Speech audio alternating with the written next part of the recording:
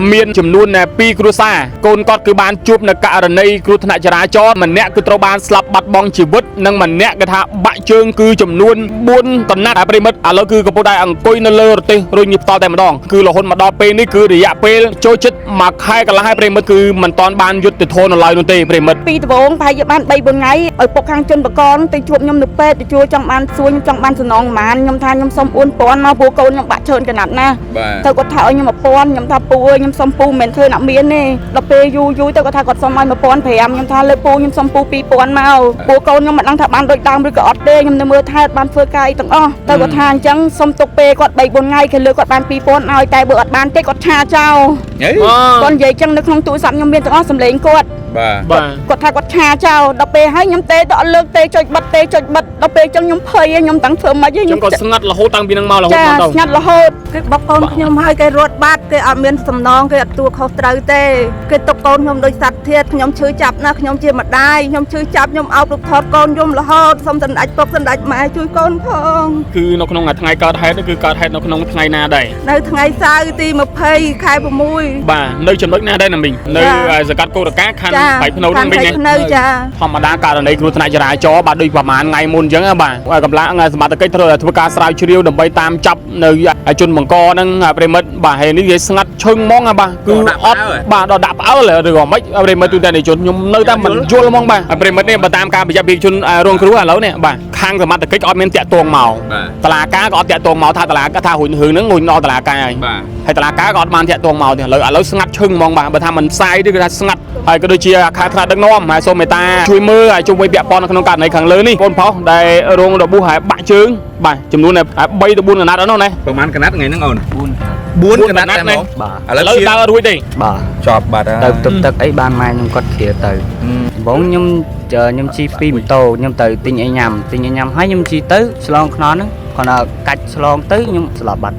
អត់ដឹងអីហ្មងអត់ដឹងខ្លួនទេយ៉ាងនៅកន្លែងគាត់ថាអត់ដឹងខ្លួនទេអត់ដឹងខ្ញុំញាក់ឡើងនៅមន្ទីរពេទ្យទៅហើយនេះបាទញាក់ឡើងមកខ្ញុំដឹងខ្លួនតែនៅពេទ្យតែដឹងថាពេលហ្នឹងយើងឆ្លងឬក៏យ៉ាងម៉េចខ្ញុំដឹងថាគាត់ទៅជីកាច់ទៅស្លាប់យើងជីកាច់ទៅបឹងយកបណ្ដោយអត់ដឹងខ្លួនថាបាក់ជាមួយអីទៀតស្លាប់ហ្មងបាទអញ្ចឹងបាននេះតែយើងអត់ដឹងរឿងអីសោះហ្មងណាអត់ដឹងខ្ញុំហ្មងតែយើងស្លាប់បាត់ឯហ្នឹងបាទបើកភ្នែកមកនៅពេទ្យអូនអាយុប៉ុន្មានទេខ្ញុំអាយុ14ឆ្នាំ14ឆ្នាំបាទចុះអាមីងសមត្ថកិច្ចអត់មានហៅអីទៅប្រាប់ថាកូនមីងបើកម៉ូតូខុសទៅបុកឡានគេឬមួយក៏ឡានមកបុកអីអត់មានប្រាប់ទេអត់មានប្រាប់អីទាំងអស់ស្ងាត់ឈឹងហ្មងណាចាស្ងាត់ឈឹងជុំយ៉ាឡូវមកសួរបងស្រីអ្នកឃើញសាក់ស្អីឃើញហេតុការណ៍បាទចាស់ឡានហ្នឹងថាគាត់ជិះលឿនតែពួកខ្ញុំឃើញផ្ទាល់ថាជិះលឿនហើយព្រោះខ្ញុំនៅពីក្រោយគាត់ឃើញបុកស្រស់ហ្មងបងឃើញបុកស្រស់ឃើញហោះគាត់នេះហោះលើឡានហោះខ្ពស់ជាងឡានទៀតហោះខ្ពស់ជាងឡានហើយខ្ញុំឃើញហើយគាត់ដំបូងហ្នឹងគាត់ថាពូម្ចាស់ឡានគាត់ថាពួកគាត់ហ្នឹងជិះលឿនហើយខ្ញុំថាជិះមកជិះលឿនអីបើជិះលឿនធ្លាក់ចូលគុំព្រៃនោះបាត់ទៅដោយសារឡានជិះលឿនទៅគាត់ចោទថាពួកគាត់ហ្នឹងជិះលឿនហើយទៅគាត់ចុះមកឃើញពួកគាត់ដេកស្លាប់អស់ហើយគាត់ចុះមកស្ដីឲ្យពួកខ្ញុំទៀតពួកខ្ញុំមិត្តភក្តិគាត់នៅខ្ញុំស្រែកយំទៅគាត់ចុះមកហើយគាត់ថាចែដោយសារពួកអាហ្នឹងវាជិះលឿនឯងដោយសារពួកវាជិះលឿនអញ្ចឹងទៅហើយទៅមកស្ទុះបាត់ស្ដីឲ្យយ៉ាងទៀតមនុស្សស្លាប់អីហ្នឹងចាគាត់ស្ដីឲ្យទៀតគាត់ចុះមកគាត់មានសួរនាំយើងគាត់ចុះមកស្ដីឲ្យយើងអញ្ចឹងហើយគាត់ដើរទៅណាបាត់ពីណាមីងអូនធំឲ្យកូនណាមីងណាខ្ញុំបាទខ្ញុំជួបការលំបាកណាស់ព្រោះខ្ញុំជាស្ត្រីមេម៉ាយខ្ញុំអត់មានអីទីពឹងទេខ្ញុំកូនអាទូចនោះទៅពេទ្យរាល់ខែកូនម៉ានអ្នកអងៃខ្ញុំកូន3នាក់ហើយនឹងម្ដាយចាស់ជរាអាយុ80ឆ្នាំដេកឈឺនៅកន្លែងនៅផ្ទះទៀតមានខ្ញុំទេធ្វើការជាបន្ទុកបាទខ្ញុំអត់បានធ្វើការមានលុយហូបទេដល់ពេលអញ្ចឹងកូនជួបគ្រោះថ្នាក់ចរាចរណ៍អញ្ចឹងខាងសំណងគាត់បានអីគាត់អត់បាននៅមើលថ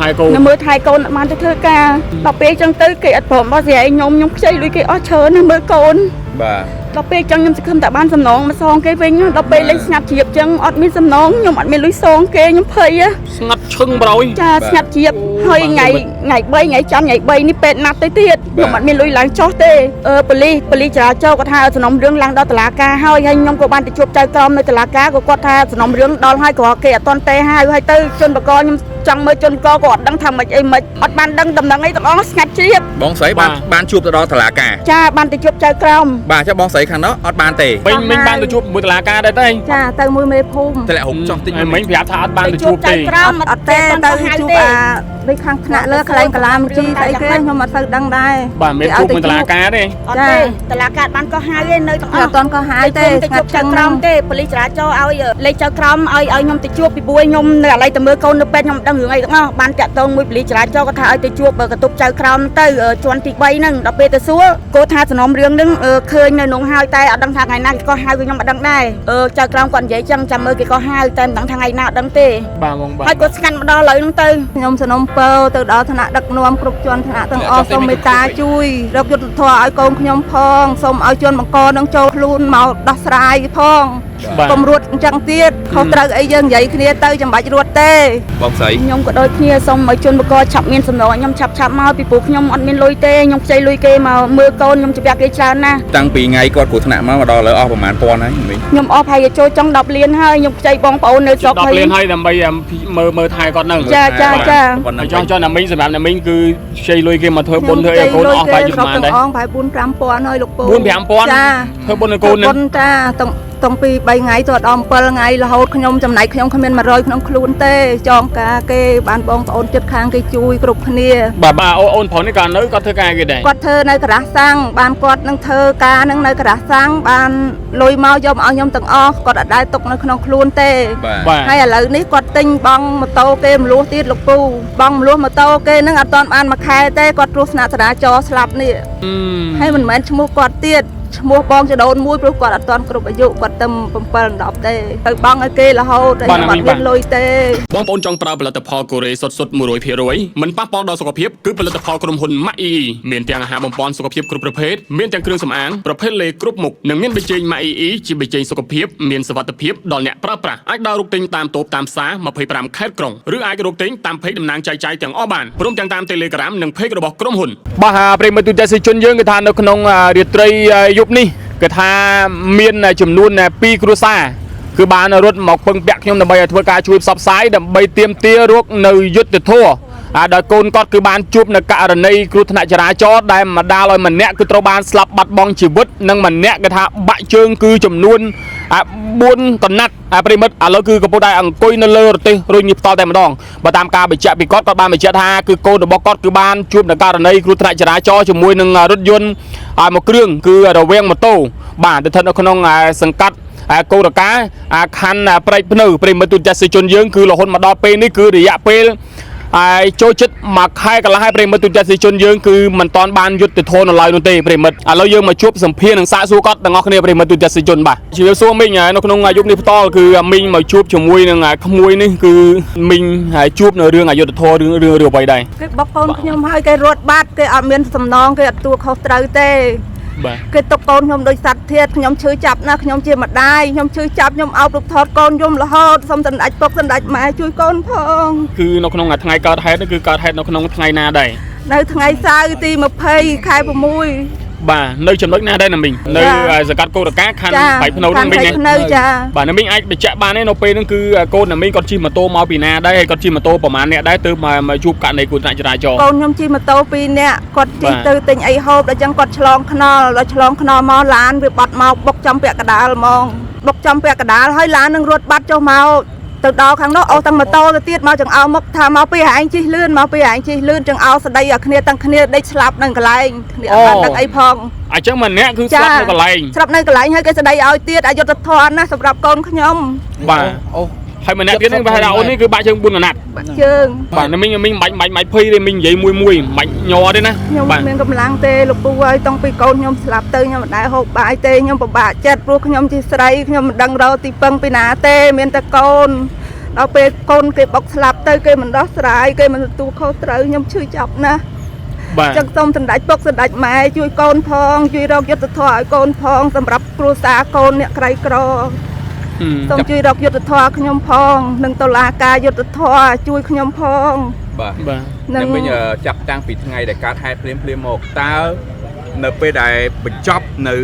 ៅករណីភ្លាមស្អែកឡើងតើសមាជិកមានអញ្ជើញអ្នកមីងទៅធ្វើការសួរនាំជាមួយរឿងរ៉ាវករណីគ្រោះថ្នាក់ចរាចរណ៍នឹងអត់ហើយនៅក្នុងថ្ងៃហ្នឹងអ្នកមីងពេលបើសិនជាបានទៅដល់តើមានបានឃើញមុខនៅជនបកដែរឬអត់ អត់ទាំងអស់សំបីតែប៉ូលីសក៏អត់មានក៏ហាយដែរស្ងាត់ឈឹងរហូតអត់មានទេស្ងាត់ឈឹងខ្ញុំរងចាំ តើតដល់ពេលហ្នឹងហើយខ្ញុំអត់សុខចិត្តខ្ញុំសុខចិត្តមកជួបអង្គសារព័ត៌មានហ្នឹងទៀតឲ្យជួយផ្សាយឲ្យជួយរកយុទ្ធធម៌ឲ្យកូនខ្ញុំផង អញ្ចឹងតាំងពីថ្ងៃកើតហេតុមកដល់ឥឡូវនេះគឺអត់ដែលបានជួបសមាជិកម្ដងណាឡើយ ទេ តាំងពីថ្ងៃជួបកើតហេតុមកគឺអត់មានដែរកោះហៅអ្នកមីងដើម្បីធ្វើការជួយទៅសមរសម្រួលអត់មានទេ ចា ចុះរឿងរ៉ាវខាងលើនេះអ្នកមីងមិនដឹងថាជនបង្កហ្នឹងនៅក្រៅឃុំឬក៏ត្រូវ អ បាន ត់ដឹង ជាប់ ទាំង ឃុំ អស់ជាប់គាត់ខ្ញុំមិនដឹងអត់ជាប់គាត់ខ្ញុំមិនដឹងព្រោះគេមិនដែរក៏ហៅឲ្យបានជួបគ្នាទាំងអស់ តាំងពីកើតហេតុមកនឹងអត់ដែរហៅអ្នកមីងទៅជួបទល់មុខទេអត់ដែរទេ ចាហើយខ្ញុំនៅផ្ទះដេកតែយំទេខ្ញុំអាណិតកូនវាអយុត្តិធម៌សម្រាប់កូនខ្ញុំណា បាទហើយចុះឲ្យសពតើអ្នកមីងទៅទទួលពីខាងណា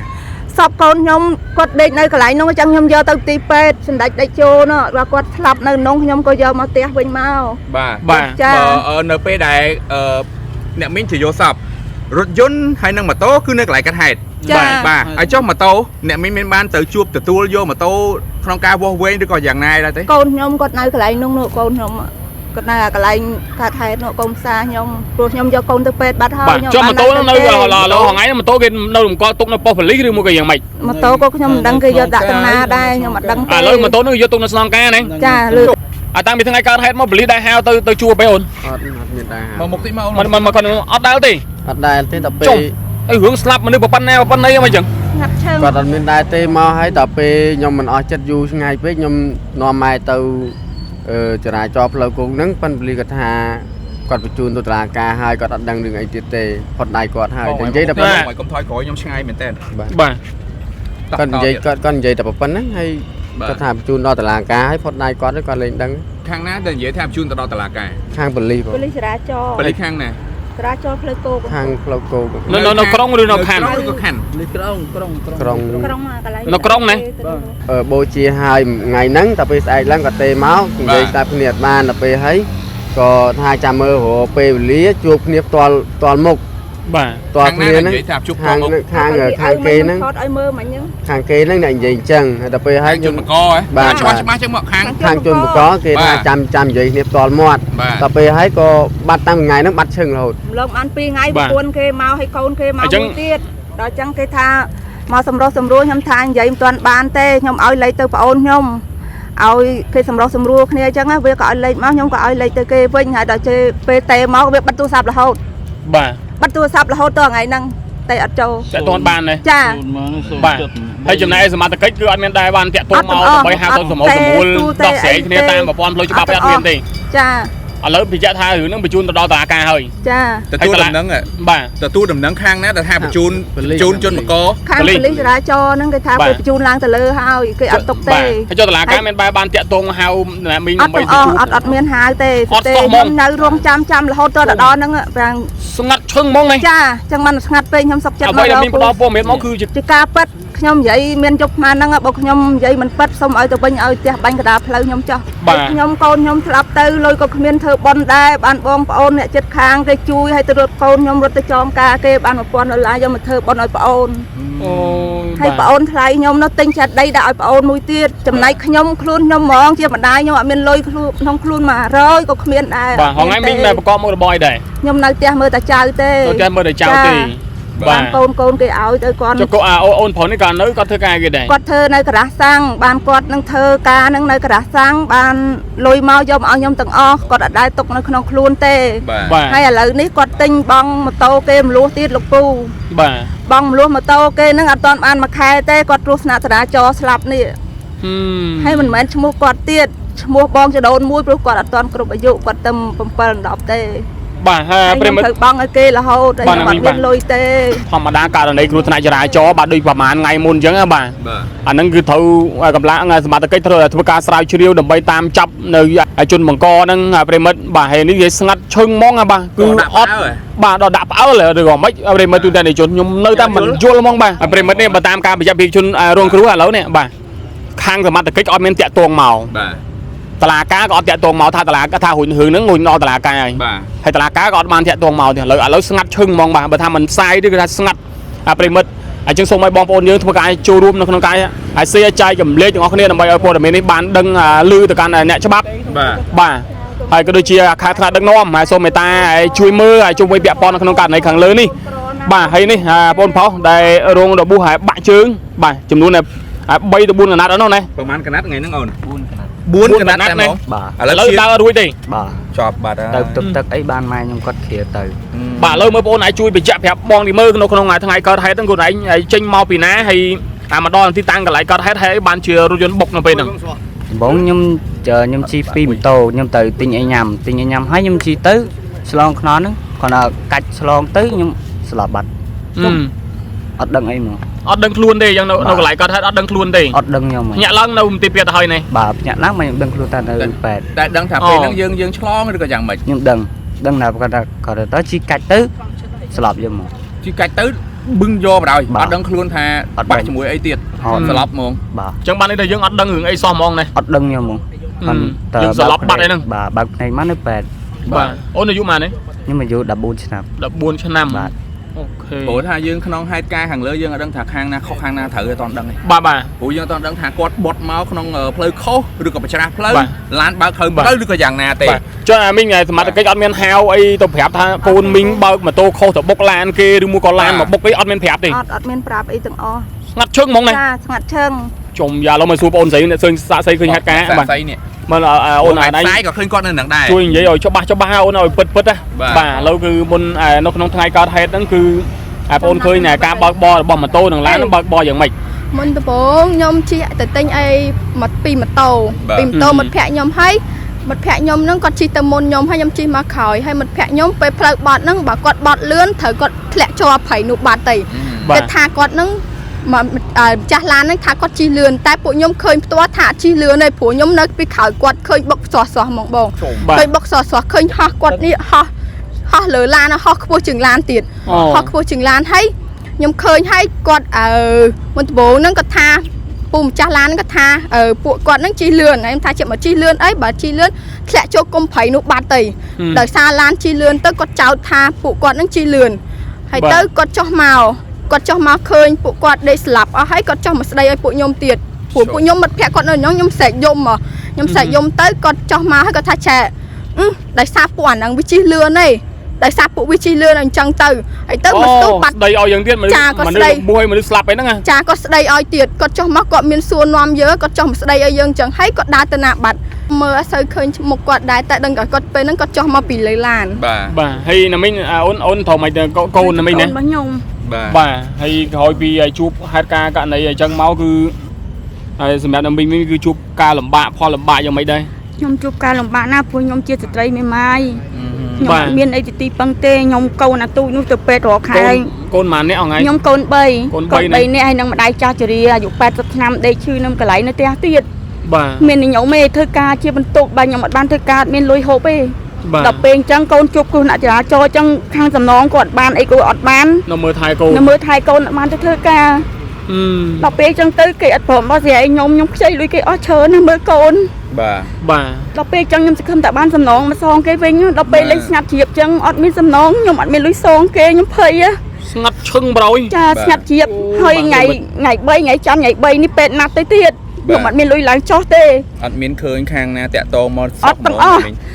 ពីដំបូងប្រហែលជាបាន3 4ថ្ងៃឲ្យពុកខាងជនបកនទៅជួបខ្ញុំនៅពេទ្យទៅជួចង់បានសួរខ្ញុំចង់បានសំណងប្រហែលខ្ញុំថាខ្ញុំសុំ4000មកព្រោះកូនខ្ញុំបាក់ច្រើនកណាត់ណាទៅគាត់ថាឲ្យខ្ញុំ1000ខ្ញុំថាពូអើយខ្ញុំសុំពូមិនមែនធ្វើអ្នកមានទេដល់ពេលយូរទៅគាត់ថាគាត់សុំឲ្យ1500ខ្ញុំថាលើពូខ្ញុំសុំពូ2000មកពូកូនខ្ញុំមិនដឹងថាបានដូចដើមឬក៏អត់ទេខ្ញុំនៅមើលថែបានធ្វើការអីទាំងអស់ទៅគាត់ថាអញ្ចឹងសុំទុកពេលគាត់3 4ថ្ងៃគេលើគាត់បាន2000ឲ្យតែបើអត់បានទេគាត់ឆាចោលគាត់និយាយអញ្ចឹងនៅក្នុងទូរស័ព្ទខ្ញុំមានទាំងអស់សម្លេងគាត់ គាត់ថាគាត់ឆាចោលដល់ពេលហើយខ្ញុំទេទៅអត់លើកទេចុចបិទដល់ពេលអញ្ចឹងខ្ញុំភ័យខ្ញុំតាំងធ្វើមិនខ្ញុំគាត់ស្ងាត់រហូតតាំងពីនឹងមករហូតដល់ស្ងាត់រហូត បាទចុះដំណឹងរឿងរ៉ាវថាឡើងតុលាការហ្នឹងទទួលពីខាងណា ប៉ូលីសចរាចរណ៍គាត់ថាសំណុំរឿងឡើងដល់តុលាការហើយខ្ញុំក៏បានទៅជួបចៅក្រមនៅតុលាការក៏គាត់ថាសំណុំរឿងដល់ហើយក៏គេអត់តន់ទេហើយទៅជនបកខ្ញុំចង់មើលជនបកក៏អត់ដឹងថាម៉េចអីម៉េចអត់បានដឹងដំណឹងអីទាំងអស់ស្ងាត់ជ្រាប បងស្រីបានជួបទៅដល់តុលាការ ចាបានទៅជួបចៅក្រម បាទចាបងស្រីខាងនោះអត់បានទេ ខ្ញុំទៅជួបតុលាការដែរប៉ុន្តែគេអត់ដែរខុសហៅទេគេ មកខាងនោះបានជួបតុលាការ គេអត់ខុសហៅវិញ ខ្ញុំចង់និយាយថាឡើងទៅដល់ទៅសួរតុលាការហ្នឹងតែគេថាចាំពេល មិញបានទៅជួបមួយតុលាការដែរទេ ចាទៅមួយមេភូមិ តែហុកចង់តិច មិញប្រាប់ថាអត់បានទៅជួបទេ អត់ទេទៅជួបដូចខាងថ្នាក់លើកន្លែងកលាមជីស្អីគេខ្ញុំអត់ទៅដឹងដែរ ប បាទមានជួបមួយតឡាការទេ អត់ទេតឡាការបានកោះហៅឯនៅទាំងអ អ ស់ ត់តន់ក៏ហាយទេ ទៅ ស្ងា ជួ ត់ បចៅ ចឹង ក្រ ហ្នឹង មទេប៉ូលីសចរាចរណ៍ឲ្យលេខចៅក្រមឲ្យខ្ញុំទៅជួបពីព្រោះខ្ញុំនៅឥឡូវទៅមើលកូននៅពេទ្យខ្ញុំដឹងរឿងអីទាំងអស់បានតាក់ទងមួយប៉ូលីសចរាចរណ៍គាត់ថាឲ្យទៅជួបកន្ទប់ចៅក្រមទៅជាន់ទី3ហ្នឹងដល់ពេលទៅសួរគាត់ថាសំណុំរឿងហ្នឹងឃើញនៅក្នុងហើយតែអត់ដឹងថាថ្ងៃណាគេក៏ហៅខ្ញុំអត់ដឹងដែរ បាទ ចៅក្រមគាត់និយាយចឹងចាំមើលគេក៏ហៅតែមិនដឹងថាថ្ងៃណាអត់ដឹងទេ បាទបងបាទ ហើយគាត់ស្កាន់មកដល់ឥឡូវហ្នឹងទៅ ខ្ញុំសនំពើទៅដល់ឋានៈដឹកនាំគ្រប់ជាន់ឋានៈទាំងអស់សូមមេត្តាជួយរកយុត្តិធម៌ឲ្យកូនខ្ញុំផងសូមឲ្យជនបង្កនឹងចូលខ្លួនមកដោះស្រាយផង បាទ កុំរត់អញ្ចឹងទៀតខុសត្រូវអីយើងនិយាយគ្នាទៅចាំបាច់រត់ទេ បាទ យើងជាខ្មែរដូចគ្នា បាទ បាទ ជំរាបបងស្រីបាទ បងស្រី ខ្ញុំក៏ដូចគ្នាសូមឲ្យជនបកឆាប់មានសំណងខ្ញុំឆាប់មកពីព្រោះខ្ញុំអត់មានលុយទេខ្ញុំខ្ចីលុយគេមកមើលកូនខ្ញុំជពាក់គេច្រើនណាស់ បាទ ហើយកូនខ្ញុំឈឺទៀតអូននោះអាសាទៅដាក់ឈាមរកខែទៀតខ្ញុំអត់មានលុយទេ បាទ ខ្ញុំមិនម៉ាយខ្ញុំមិនដឹងថាធ្វើមិនយ៉ាងម៉េចទេខ្ញុំមានមកពឹងខាងសារព័ត៌មានឲ្យជួយផ្សព្វផ្សាយឲ្យខ្ញុំជួយខ្ញុំផងខ្ញុំអត់មានលុយមានកាក់ទេកូនខ្ញុំអញ្ចឹងទៀតមិនដឹងថាថ្ងៃណាគាត់បានដើរដូចដើមហើយខ្ញុំបានទៅធ្វើការវិញទេ បាទ បាទ ខ្ញុំអត់មាននេះហូបទេ តាំងពីថ្ងៃគាត់គ្រោះថ្នាក់មកដល់ឥឡូវអស់ប្រហែលពាន់ហើយមីង ខ្ញុំអស់ប្រហែលចូលចង់10លានហើយខ្ញុំខ្ចីបងប្អូននៅស្រុក 10លានហើយដើម្បីមើលថែគាត់ហ្នឹង ចា ប៉ុណ្ណឹង ចង់ណាមីងសម្រាប់ណាមីងគឺខ្ចីលុយគេមកធ្វើបុណ្យធ្វើឲ្យកូនអស់បាយជិតប៉ុន្មានដែរ អងប្រហែល 4-5 ពាន់ហើយលោកពូ 4-5 ពាន់ ចា ធ្វើបុណ្យឲ្យកូនហ្នឹង បុណ្យចាតុងពី3ថ្ងៃទៅដល់7ថ្ងៃរហូតខ្ញុំចំណែកខ្ញុំគ្មាន100ក្នុងខ្លួនទេចងការគេបានបងប្អូនចិត្តខាងគេជួយគ្រប់គ្នា បាទណាមីងបាទ ចំណែកខ្ញុំអត់មានអីទេខ្ញុំអត់ក្ររកតបាយហូបមិនបានហងលោកពូ បាទណាមីងបាទ